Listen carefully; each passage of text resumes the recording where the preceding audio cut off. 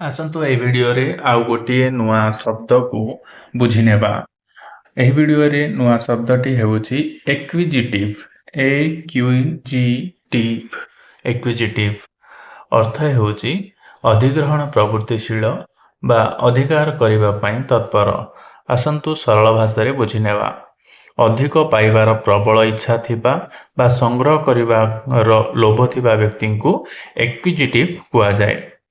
ସାଧାରଣତଃ ସେହି ବ୍ୟକ୍ତିମାନଙ୍କୁ ବର୍ଣ୍ଣନା କରେ ଏହି ୱାର୍ଡଟି ଯେଉଁମାନେ ଟଙ୍କା, ସମ୍ପତ୍ତି କିମ୍ବା ଜିନିଷ ସଂଗ୍ରହ କରିବାରେ ଅତ୍ୟଧିକ ଆଗ୍ରହୀ ଥାଆନ୍ତି।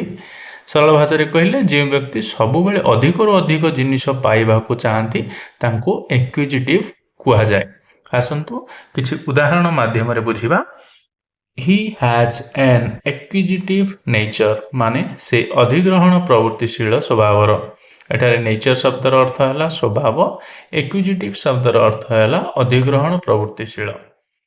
ଦ୍ୱିତୀୟ ଉଦାହରଣଟି ସ୍କ୍ରିନରେ ଦିଆହେଇଛି, ଦେଖନ୍ତୁ ଏବଂ ବୁଝି ନିଅନ୍ତୁ। ଏଭଳି ଭିଡ଼ିଓ ଦେଖିବା ପାଇଁ ଚ୍ୟାନେଲକୁ